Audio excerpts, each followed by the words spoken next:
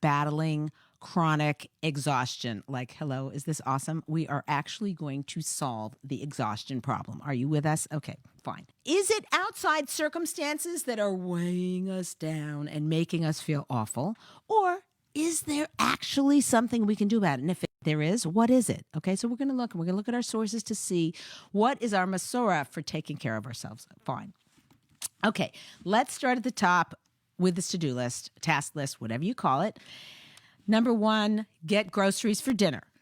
Chicken, potatoes, broccoli, spices. That's very wonderful. Are you the kind of person who's going to 3 different store sources to get your spices? Are you you're going through, you find this recipe and now it needs tarragon or whatever, rosemary. What's a weird spice, something. You staff can actually chime in, because if I lose it, I need somebody to support me. Rosemary or thyme, but you can maybe get that in regular grocery stores. You're running to 3 different stores.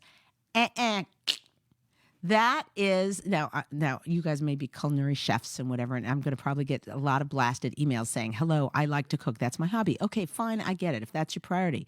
But a lot of stuff, what we're trying to do is we're trying to analyze a typical to-do list to see where are we going wrong? What mistakes are we making?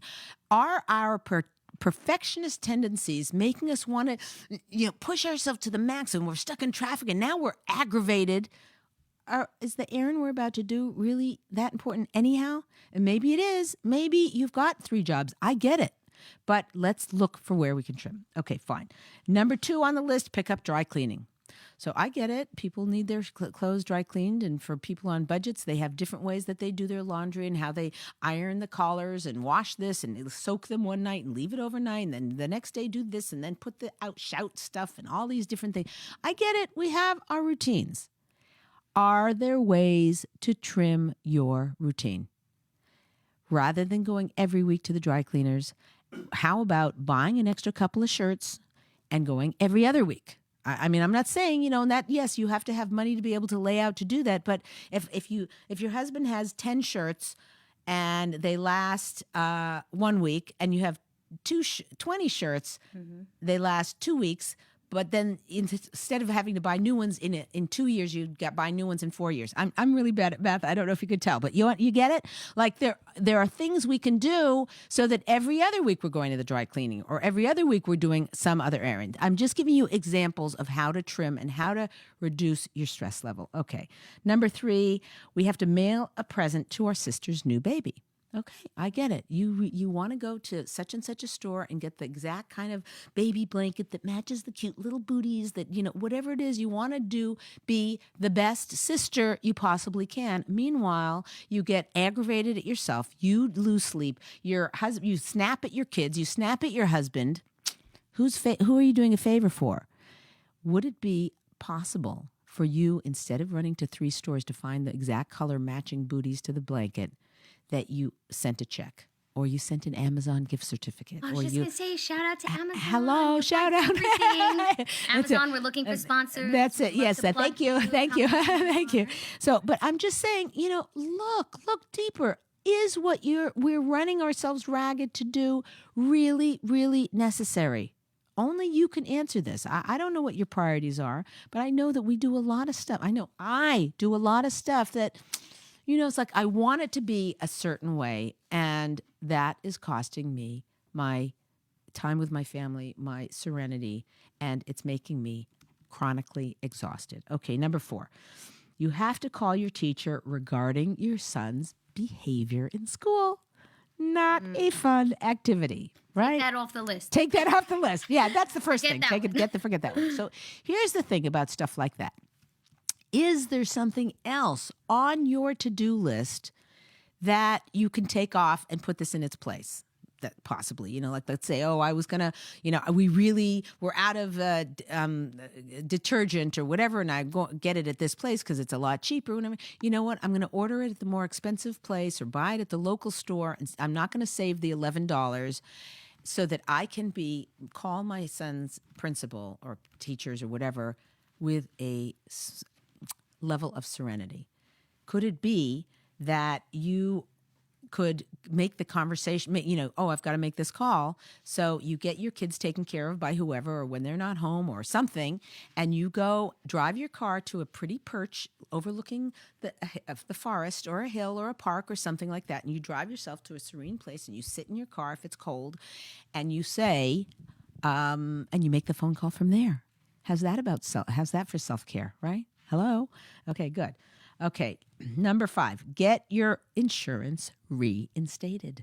Hello, that's because you didn't pay the bill and it stopped the insurance. No, your husband didn't pay the bill. There you go, whatever. Leah.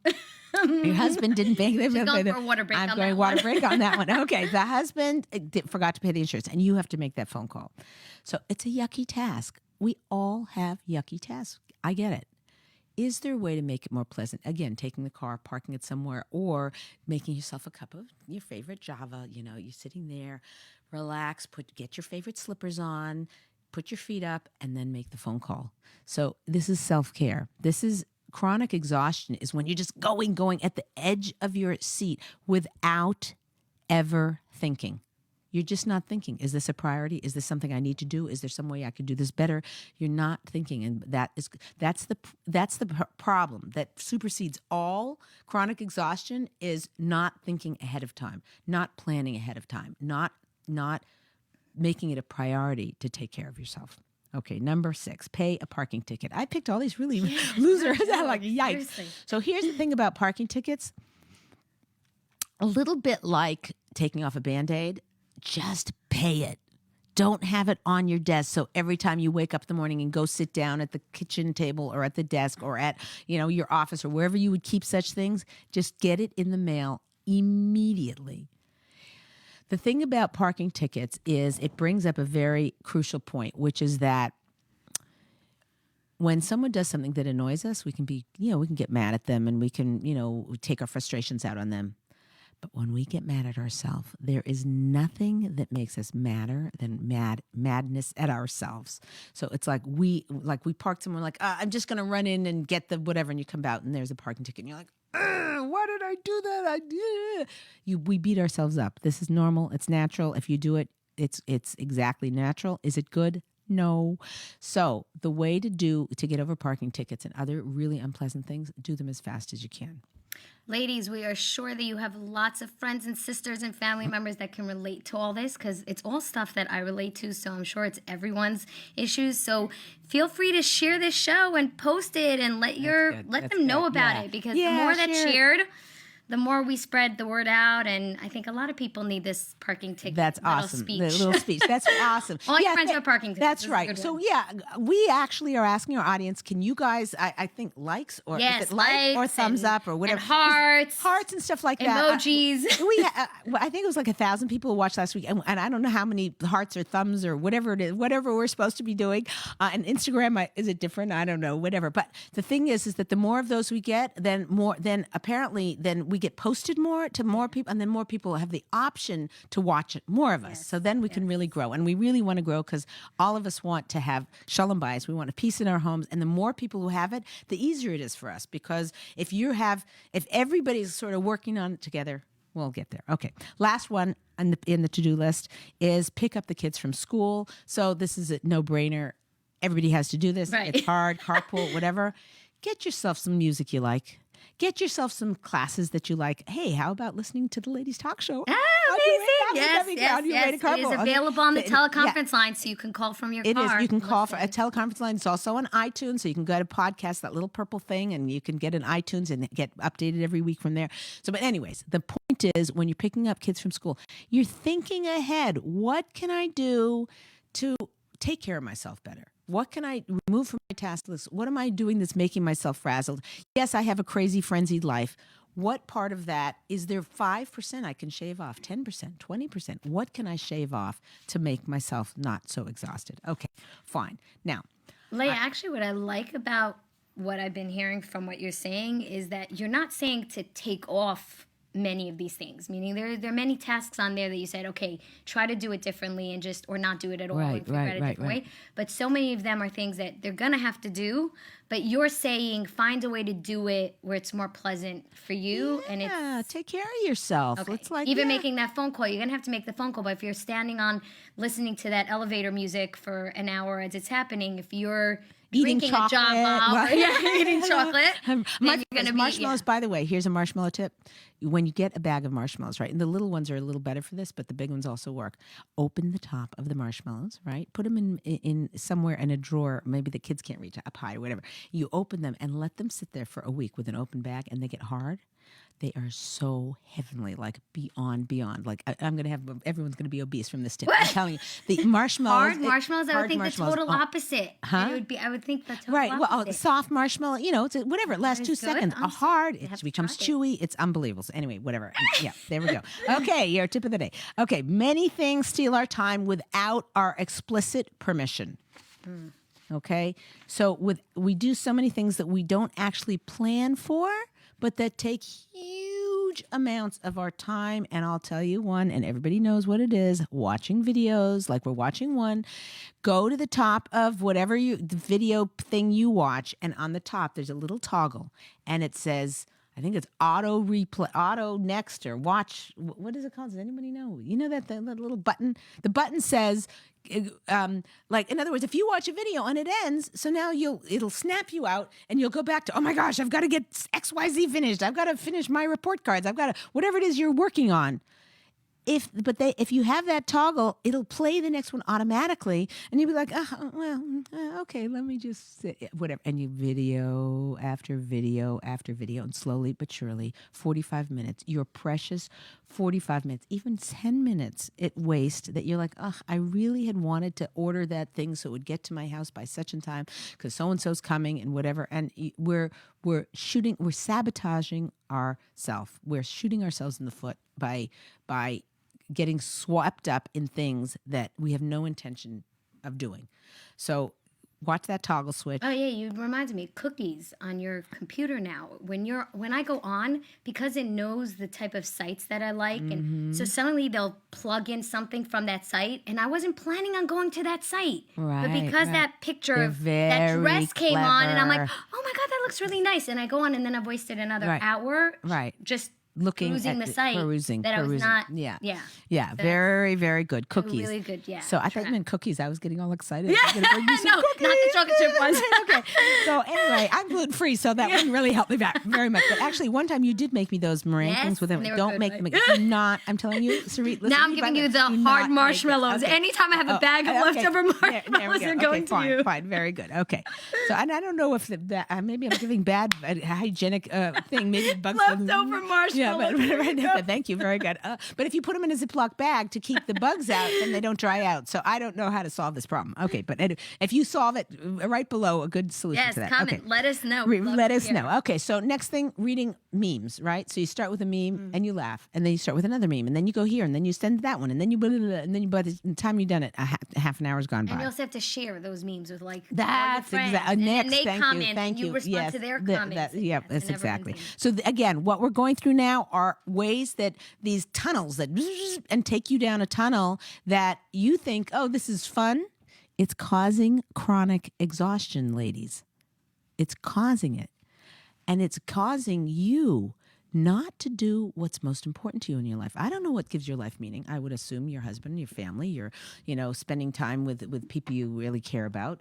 But this is costing you that. It's costing all of us that. So just being aware of it, hopefully, will give you some ammunition to be able to protect yourself and to plan better. You know what's more important to you. If I were to say to you, what would you rather do? Sit by a roaring fire with your family and roast marshmallows? Not the hard ones, but the big, fat, juicy ones. Okay. Would you rather do that? Or would you rather look at 20 minutes of videos, 40 minutes of Pinterest things and whatever? You'd say, no, I want the time with my family. But while you're sucked down the tunnel of doing these other distractions, if you don't know that it's costing you sitting by the roaring fire of your family, and I don't know, that's the weirdest example because I think probably 10% of the people have a fireplace. I'm just saying, whatever it is that means meaningful to you, sitting having waffles at the breakfast table on a Shabbos or weekend or whatever. Anyway, whatever it is that's meaningful to you, this is costing you that. And here is one of the prime tools of the Yetzer Hara. I'm jumping ahead of myself because this is Meselas Yesharim. Meselas Yesharim says that. I better Explain hurry. Yetzer Hara. Okay, Yetzer Hara is the evil inclination. So hold on. In the Meselas Yesharim, the Ramchal gives over that one of the primary tools of the Yetzer Hara, the evil inclination, is keeping us so busy that we lose focus on what's most important to us. Right? Isn't that right? So it's his way of making us not have meaning in our life and doing what's really most treasured and most important to us is making us frenzied. Okay. Let's go through, this is the things that steal our time. Going down a Pinterest tunnel of how to set the table for Yontif or something like that. You just go, how should I hang these pictures? Should I put it, whatever? Okay, Pinterest tunnel. Cleaning and organizing more than you really have to. So I'm very yuckish type of personality. My husband's a yucky, whatever, and a whole family, like everything, whatever. However, it can get to a point where that's what you're doing, is occupying yourself with organizing and making things perfect. And don't say anything about it. Yeah, for the non Yeki or Sephardim in the room, what exactly is Yeki? It's like Yeki. It's a German Jew. It's organized, like everything is meticulously set up and organized. Like, I don't want to tell on myself, but if you open my top drawer in my desk, the pencils are here, the pens are here, the staples here, everything. You can, with your eyes closed, grab something. I really shouldn't have said that. People are going to hate me. I'm going to get hate mail. Oh my God. But anyway, okay. No, they're going to be like, Leah's available to come organize your home. There you go. Okay, hello. But anyway, so the thing is, but you can carry it to an extreme, and you can clean up while the kids are still playing with the toys. So managing cleaning more than you really have to. Finding a perfect recipe online and then running to 3 shops to get it, to get the ingredients. Making another dish for Shabbos, and one more, you're having a big meal and you make, I really have enough time. I'm going to make the jam. I'm going to make the custard, homemade applesauce. I'm going to do whatever it is that you do. And maybe chill on yourself. Maybe that's part of your chronic exhaustion, so that when those people walk through the door and you are giving them this impression of with your gorgeous Pinterest table, how it's set and everything's beautiful and you've got 19 dishes and whatever, and meanwhile you're sitting at the table like, they want to be with you. They want to be with you. How about one less dish, and instead of impressing them with your dish, you impress them with engaging with them. And ask them, how did you get into that line of work? That's really interesting. You don't have the energy to be that interested in and connecting with people when you're a frazzled mess. You might impress them with your cooking, but you want to impress them with who you are. And that means taking care of yourself and not being chronically exhausted. Right, and Leah, what I find for myself is it's not so much that the exhaustion becomes a problem, because I can go for many hours and just kind of keep going, but I find that I'm not nice to the people around me, and that's usually the biggest target, the tallest person in the room, and that's the husband. The husband. So the one who takes the most from me taking on all this extra stuff, he pays the price. He pays the price, for sure. So it's not so much that I'm necessarily my exhaustion, I take it out on him.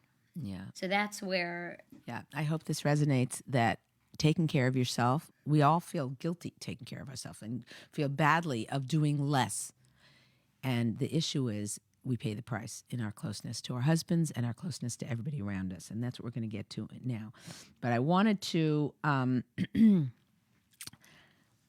point out this is mind-boggling. In this day and age, I'm going to point some things that are conspicuously absent from our to-do list that should be there. Okay? Okay, before you go into that, Leah, I just want, now's the time for anyone on our teleconference, online, on Facebook Live. If you have comments, questions, now's the time. Share them, send them. We'd love, for Leah to right. Yeah, so if you have a question, I'll answer them right here live on the air. Okay, fine. So here are the items that are conspicuously absent from our to-do list that need to be on there. Number 1. How about this? Chatting with a neighbor. Hi. Good to see you. You look great. slam. We're in the car, gone. Okay?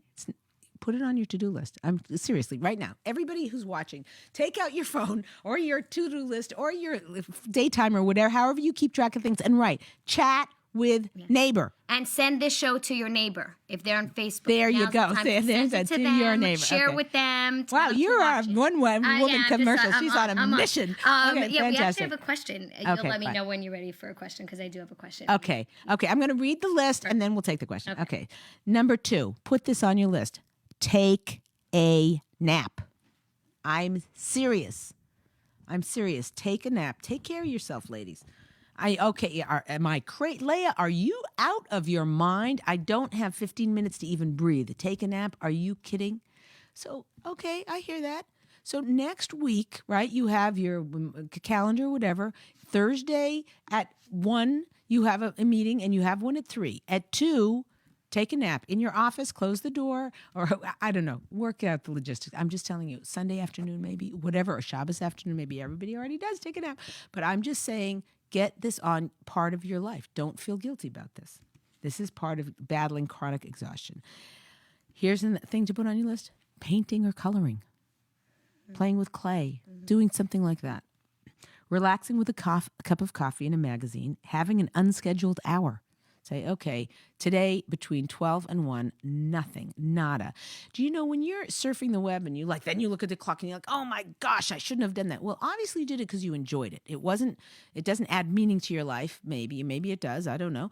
But stealing moments to do it or doing it without volition, without intending to do it, we always feel guilty and like, I wasted time, which always feels badly. But if you say, you know what?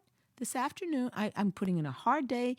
This afternoon, somewhere around 2 or 3 o'clock, I'm going to take 15 minutes and peruse Pinterest or an hour and do like that. Schedule it in. You'll enjoy it more. Rather than it being in place of what you should have been doing or what you want, schedule it in. Have lunch with a friend. Turn off your phone for the afternoon. Okay, so those are some ideas to put on your list to battle chronic exhaustion. Yeah, Leah, we also have a teleconference caller who has a question. Okay, to engage with us. Terrific. So we'll start with let's start with the teleconference caller because they're waiting directly in line, and then I'll go back to the Facebook. Okay, however you like. Okay, fine. They're standing. Yeah, they're standing. So our teleconference caller, you are on. Great, welcome. Hello? I heard it come on. Yeah. Does she have to push *6 or something? No, she got lost. Okay. Oh, she probably got nervous. No, I don't think nervous. I think when she went to do the thing, click it over? Okay, hopefully she'll so come back call, on. Call back. We want you. Call back. We'd love to have you. Okay. Okay, so NL on Facebook asks, Dear Leah, if I don't push myself so hard, then things will start to fall through the cracks. Then won't that lead to being even more frazzled and miserable? Brilliant question. Yeah. Really good question. When you're left with a to-do list of things you didn't do because you're not pushing yourself. Right. So here's what we have to know about task lists, to-do lists, is we live with this insane illusion that at one point, at some day, we will actually get to the bottom of it. Total crazy illusion. It's a crazy illusion that we are... that it's ever going to be done. It's only going to grow bigger. And it's very interesting. You ever go on vacation and you're sort of sitting there and you're kind of like antsy? Because we've trained ourselves so deeply and so thoroughly to be frenzied that when we go on vacation, we're like, it's not even bored. It's like agitated. It's a problem, and you see the problem with kids who grew up with this, and the younger generation, and whatever. It's a little bit of a problem. They don't know how to like turn off and to like be down, have any downtime. It's very, very big challenge for our generation, really, to do this. But so to answer her question about, she'll have all these items on her to-do list that she didn't get to, maybe prioritizing is just the thing you need to have the serenity that you need. If you don't prioritize what you're doing, you're never going to get it all done. So I hear that. I think the most important thing for you would be to sit down and actually make a list, look at your list, and circle This one, I don't have a choice. This one I have to do. Go to the next one. This one, yeah, I don't have a choice on the. And maybe you got a whole, and there's one in there. You've got a list of 20 things, and there's one in there that you have a choice. And put on little letters later, to do next week, to do next year. So by prioritizing, you feel much more satisfied. It's better to have a list of 20 things and get 3 of them done. Prioritize them, get those 3 done, you'll feel okay. Whereas if you're frazzled and you get 7 of them done, but none of them, all of them, none of them were the priority. They were just sort of what came up, this, that. If you, without prioritizing this, you're going to be a lot more frustrated. It's a very good question. Thank you for the question. Yeah. And *6 for anyone on the teleconference who wants to talk. People came back. So, if you want to come on, *6. *6. So the question is, are we addicted to being frazzled? That's what we have to also, this is another big obstacle to going forward and battling chronic exhaustion is how, if sometimes, you could feel shot out of a cannon, like, cannon, I finished this, I finished that, I don't really have, what should I do? And then you get on, that feeling is uncomfortability with ourselves, with downtime, with serenity, with everyone talks a lot about I want serenity, but when they get it, they feel, like something's wrong. So the way we train ourselves to be more comfortable with serenity is by prioritizing our to-do list better and giving ourselves permission to take care of ourselves. Okay. I found myself feeling guilty if I wasn't busy, meaning I would feel as though you're just a taker from whatever your husband's providing or what. Or my husband would come home and say, "Oh, so what'd you do today?" And if I didn't have this big list of accomplishments and all these amazing things, I would feel as though, oh, he works so hard and what am I doing? And I think we all kind of feel that. We all kind of feel that sense of, I love throwing this. Yeah. No. Okay. Leia's not throwing it at any of the staff members. Yes. Yet. Okay, fine. So what were we just saying? The guilty, the guilt factor. Guilty. And I actually, by the way, you solved that for me, which is unbeknownst to you, but you did because being in your class for the last few years, one of the things you said was the list for soliciting appreciation was to write a list down and to give that list over to your husband. So one day I actually did that, sat and did a list of all my stuff that I did. And it happened to be a day where I was telling you, it happened to be a day where I did like barely nothing.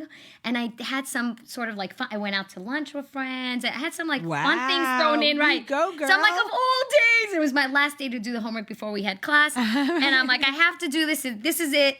And I'm going, of all days to pick this day. And he had told me how bad his day was and how much he had to do. And I'm going, oh my gosh, I have to go over this list.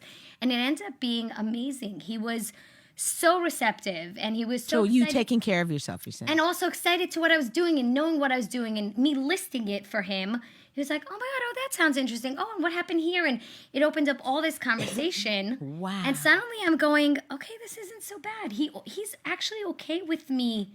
He granted you permission that you wouldn't grant yourself. Correct. He's granting me permission to do self-care because I'm then a better wife to him when he comes home and I'm more receptive and able to be there for him. And I think he saw that very quickly. And can I tell you, there's a little part of a guy that feels like when his wife goes and does a luxury thing, like going to get her nails done or going to relax, a man feels wealthy.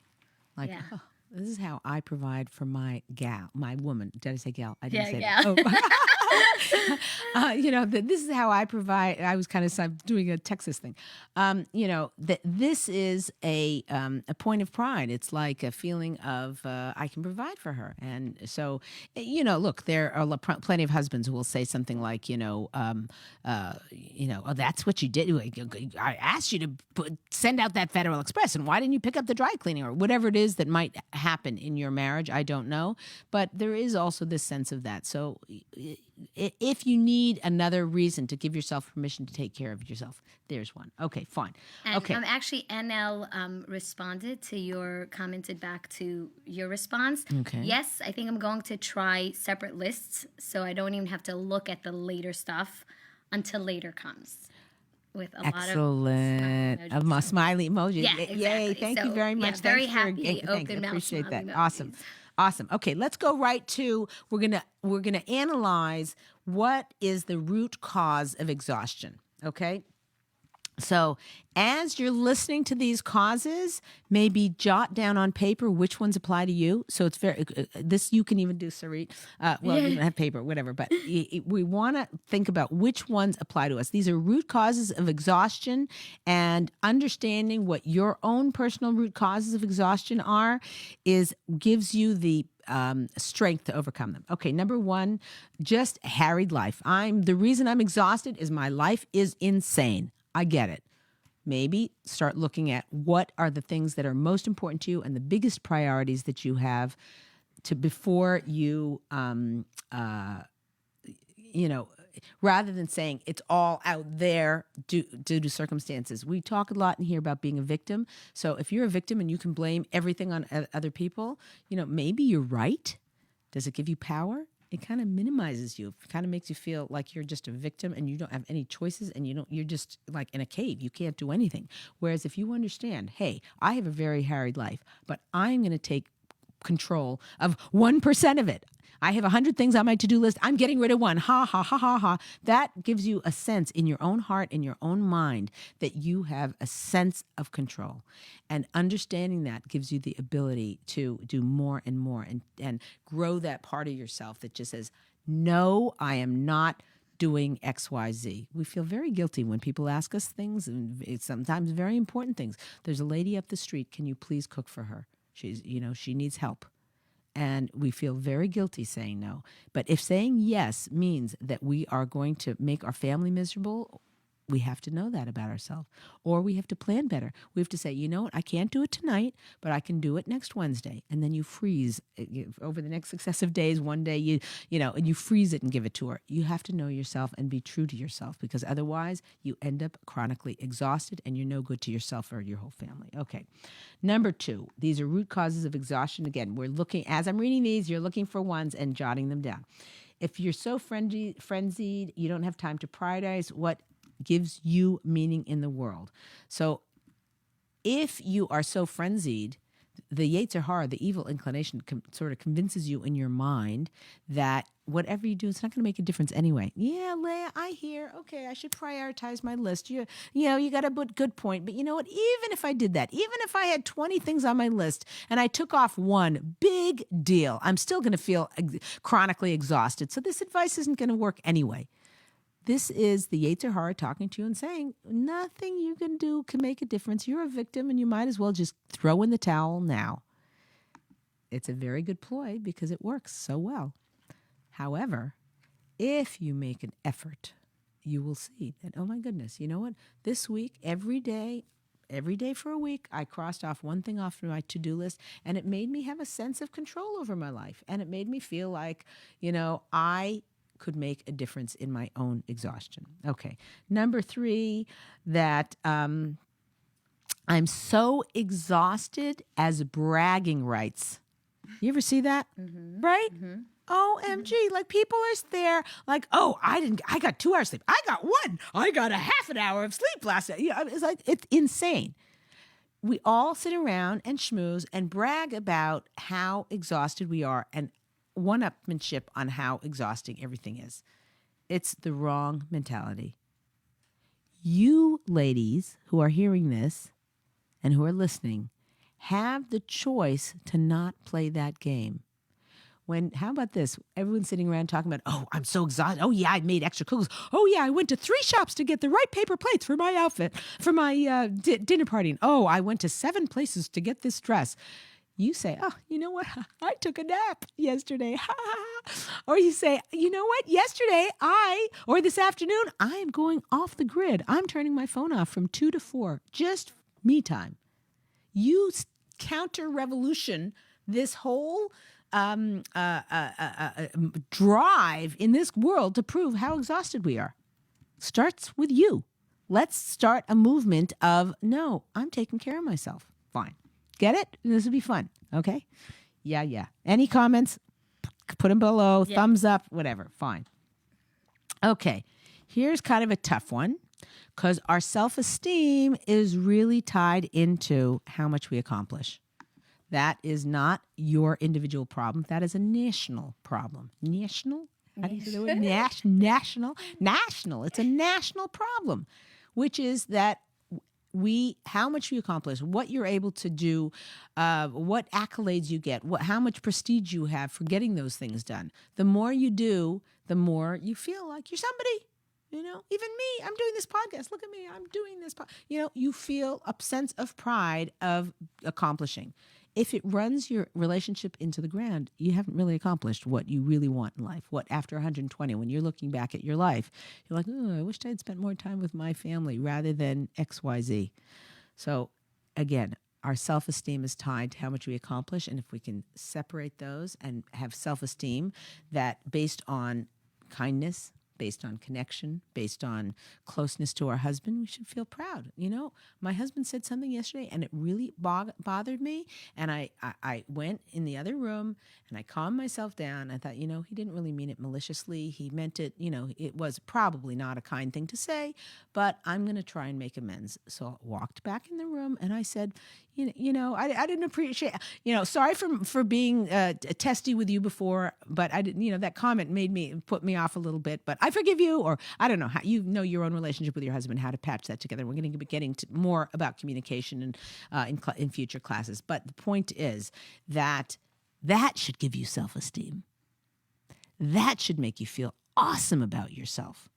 Not that you did a million, made yourself a perfectionist and got the right spice for the food. Okay. I'm using those silly examples. There's many more things that we do that are urgent and crucial, and I get that.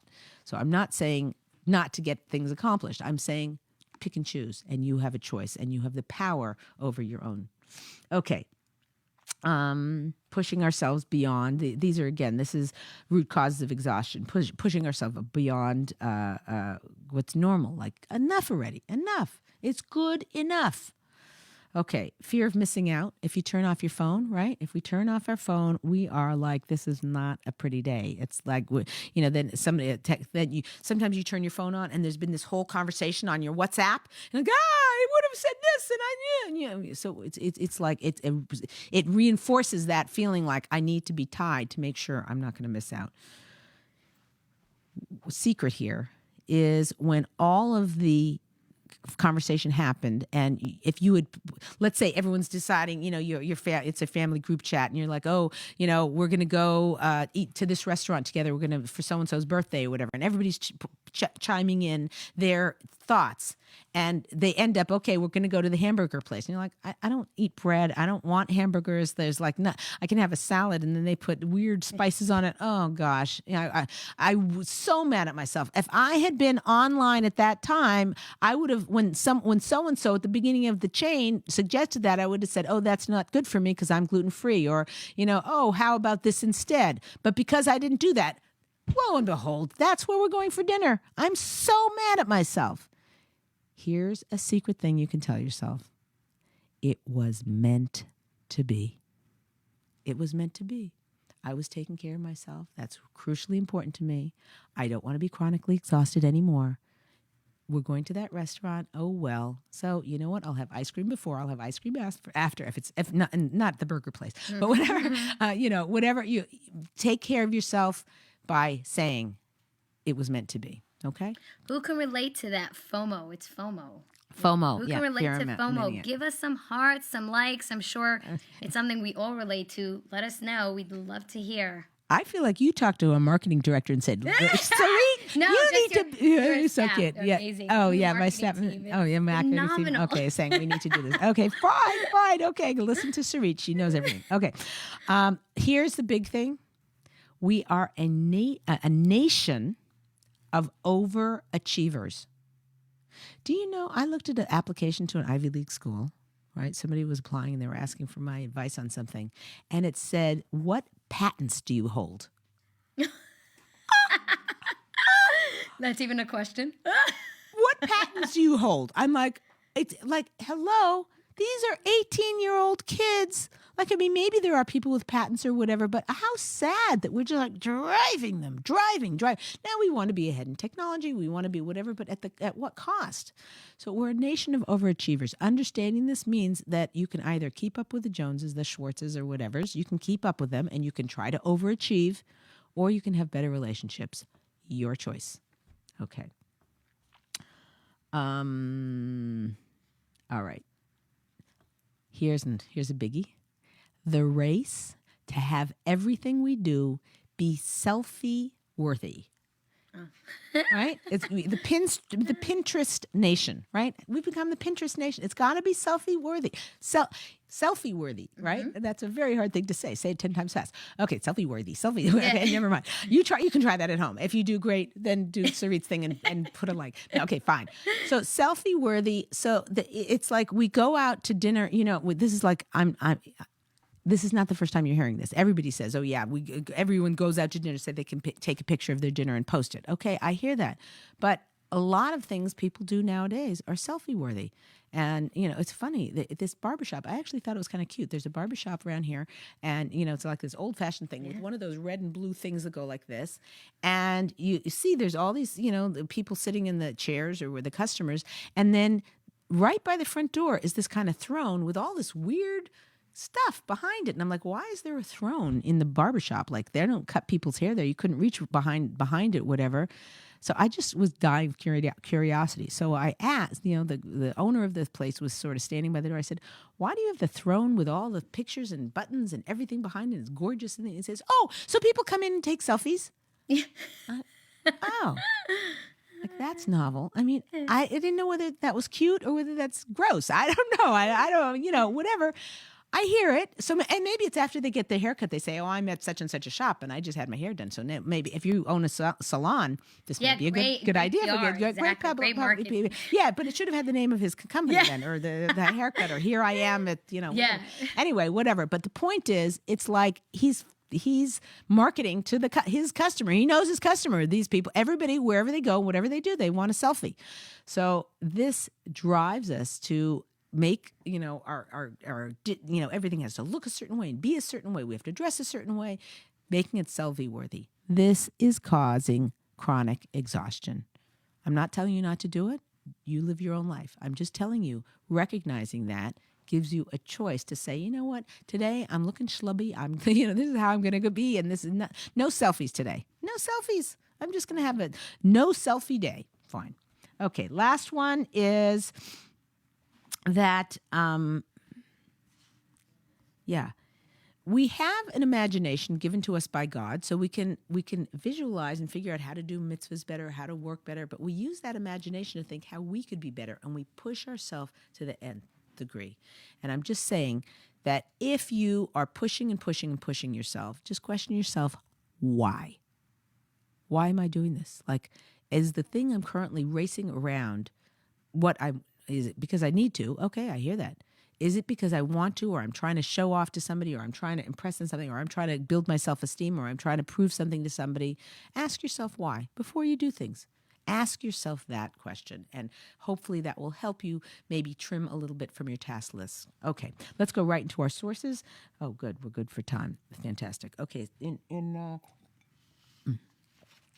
the Vilna Gaon teaches that the reason Hashem created us in the first place is to work on ourselves to grow and be the best people we can be.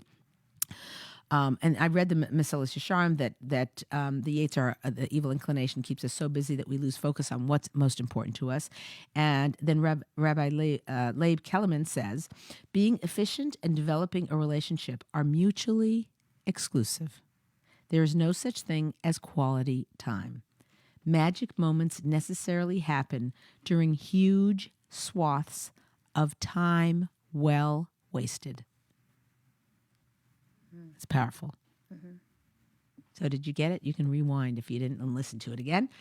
It's very, very important to understand there's a relationship between accomplishing a lot and being close to people. And it's like this. If you want to be close to people, it means being a little bit less efficient. So we use the example, it's easier to tidy a closet than it is to tidy a relationship. Okay? So if you have a closet to clean. It's like it's a big mess. You go in, all the stuff's falling down on you. You sort it, you this, you that, and it's very satisfying. And then you put it back, and then you can sit there and stare at that, or do a selfie in front of your clean closet. How's that for an idea? Unless it's your off selfie day. But anyway, the thing is your husband, you have an issue and you need to solve it. He's not really listening. I don't feel well. I've got a headache. I don't really feel like talking about it. It's much harder. But that's where the juice of our life is. That's where the satisfaction comes from. That's what's most important to us. That's their deep. It feeds our soul to have that communication and to have that connection. And chronic exhaustion comes from doing everything but that. When you are running around ragged, doing accomplishments, you get chronically exhausted. When you connect with people and have chat with your neighbor and connect with your kid, and instead of like, oh yeah, as you're scrolling through, right? When you're doing that, that causes you exhaustion. What causes you to repair yourself and to heal yourself is to put the phone down and say, how's school? What's doing? How did it go with this? I mean, good luck getting the kid to talk back to you. To answer those questions, good luck if you post me how to do that. But anyway, I'm just saying that connection is what's going to help you with your exhaustion. Okay. Lastly, we're going to go through the tools of the day, and I'm going to bing through these because I've taught. Here we go. Okay, fine. Tools of the day for battling chronic exhaustion. Ready? We ready? Okay, fine. So make an assessment of where you are failing in taking care of yourself. Bad. Where are you failing in taking care of yourself? Make an assessment. The not getting in touch with the cost of trying to accomplish too much is the main thing. So when you're trying to accomplish too much, if you feel like I'm accomplishing, that's good. It's always good. How could that be bad? But accomplishing too much has a cost to it, and I'm going to list out the costs right here. You never get a sense of satisfaction of having accomplished things because there's always things adding to your to-do list every minute. The lack of ability to connect with others. These are, again, the costs of accomplishment. The inability of trying to accomplish too much. Inability to prioritize what's most important to you. Feeling anxiety on most days because I've got to get this done. I've got to get that done. The level of anxiety. It's not good for our health. Feeling like nobody gets us or appreciates us for all that we do. We're running ragged without exhaling, and then we just feel unappreciated and resentful for, look how much I do. Stop doing so much, maybe. Or whatever you can carve off. Resentment for how much we are carrying. That's the cost of trying to accomplish too much. No time for ourselves. Not enough time with our husband. Not enough time with our kids. Getting physically ill more often from lack of self-care. Okay. Missing the boat on why we were on the planet in the first place, which is to connect with others. And trying to accomplish so much in our lives causes the chronic exhaustion and causes us to not connect with others as well. So once you understand those costs, what do we do about it? So as we see from our sources, prioritizing what's most important to us shifts our whole day and our whole life. Once we understand that our husband is our top priority, and that's what Azer Connecto and many other classes talk about this, and we have a lot of sources for this. So if you need to see them, go binge watch some of the other shows. But there is a lot of sources that we spend eternity with our husbands. There's this many sources that I've been able to find. If you find one, please send it to me. That our children are our top priority, and that we spend eternity with them. So in terms of building who we are and what we want to accomplish in our life, taking care of our husband has to be our number one priority. And if you're single and you're watching the show, Rav Shmuel Kamenetsky told me in person that your priority is to have shalom wherever you go and with the people that you're close with. Fine. So not knowing what our priority is causes a lot of stress, a lot of anxiety by just not knowing what, my kid needs this, my husband needs this, that, the house needs that, my parents need that. So you feel torn in 20 different directions. If you know whatever your husband needs is the priority, and your husband needs, he needs, I need an extra pair of shoelaces for my shoes, and your kid needs something that's far more important. I don't know, what's an example? Homework, help with their homework or whatever. You're going to look for those shoelaces. That's what you're doing. You're looking for those shoelaces. Now, it could be you say to your husband, do you need them right now? Can I help her with her homework and do it after? Or, oh, I'm really sorry. Let me help her. Or you're mentally, you can only help her and you're looking for the shoelaces is too frustrating or whatever. I hear. Everything is trial and error and what works in your life.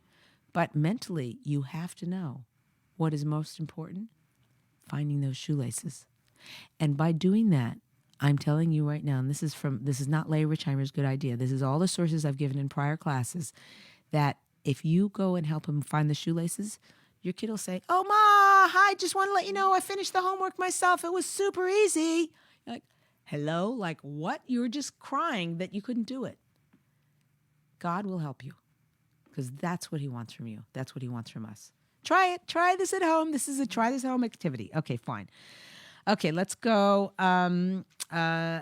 take a step back in our own lives by mentally focusing on what we want to prioritize in our life. What's, besides our husband's most important is, having guests for Shabbos going to be more important? Or are this week we're going to totally dedicate it to getting our child who needs a new costume for the play in school, and that's what we're going to focus on? Prioritize these things. Having both on your plate and you're like, it causes you to suffer. Prioritize. Just put one in front of the other. Doesn't mean you won't do one or won't do the other, but having it ordered in your mind gives you a sense of serenity. It doesn't wear on you as much. Okay, so you are going to hear some things rather than, if it means buying ugly paper plates instead of going to 3 shops with the paper plates, that's how it's going to be. If it means we don't make extra food for Shabbos so that we have to so we can go to bed early, that's how it's going to have to be. If we don't do the mitzvah, we say, okay, after lunch, I'm going to call this relative before the kids get home. And you're exhausted. And you're like, you know what? I'm not calling that relative. I'm just not. Or I'm going to send a text saying I need a nap. There's nothing shameful about needing a nap, and you're going to sleep instead of calling the relative. It's more important that you take care of yourself so you can do more mitzvahs rather than that one mitzvah. So be it. This is how you need to prioritize in your own life. We all do. Okay. Now, we're all surrounded by people in our lives that brag constantly about how frazzled they are. It's become the thing. So I wanted to conclude by saying that you single-handedly can change the culture of your friends and start bragging about this. How about bragging about how you took care of yourself, how you turned off your phone for 3 hours, how you took a nap in the afternoon? How about you brag about, I feel so serene in my life now. I have so much to do, and I've just decided I'm feeling serene and content. Start bragging about your not accomplishments, the things you did to take care of yourself. Let's make that the focus. Once you start doing that, you hopefully will find your friends will follow suit, and it'll become the in thing to not be chronically exhausted. Okay, I'm going to give you the wrap up. Any questions before we go? No, we're good on this end. Oh, actually, I'm sorry, the question didn't come in.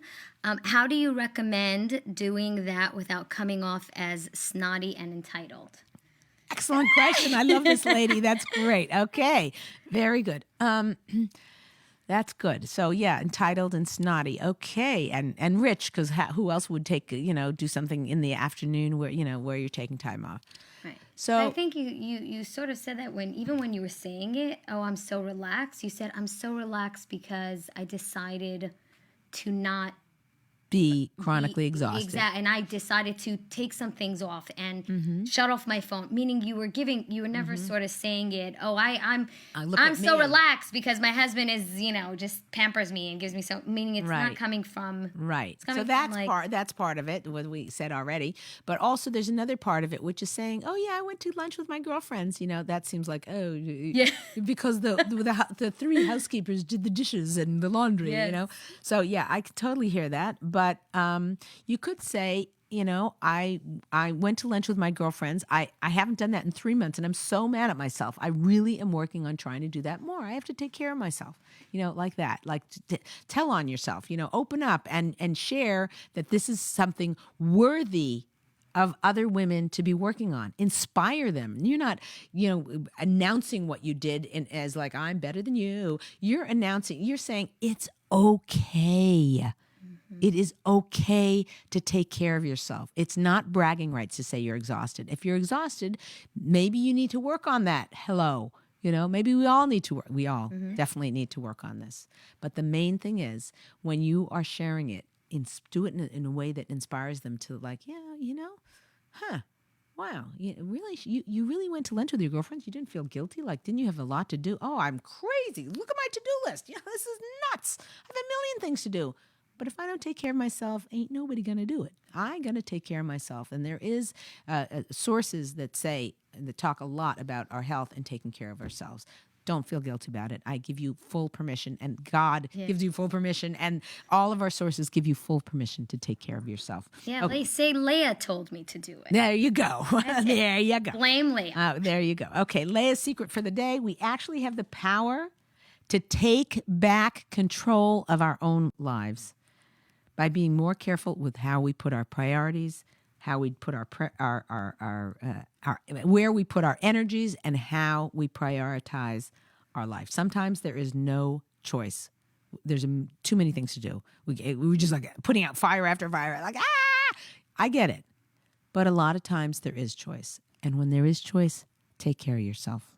Okay, here's the homework for the week. Brag to one person how you took care of yourself, okay? Yeah. That's the homework for the week. Thank you, ladies, for joining us. The Ladies Talk Show. This is your host, Leah Richeimer. Please, everybody, share, post, tell your friends about us, send excerpts, send our links and everything like that. Yeah, and actually, ladies, there was so much. This show actually had so much content. Yeah. So if you want to share what you would like to take on, because I'm sure people have things they're going to try and they're excited about. Right below. Share with us. Email, info at Ladies Talk Show. Leah would love to hear that. Yeah, I'd love and of course, if you're on Facebook, share this with your friends. If you have friends or people that you know would love this, WhatsApp groups, share it. And if you're on the teleconference, invite a friend. Invite a friend. Say, hey, come listen to the show with me next week. We have magnets that we could send, so they can put on their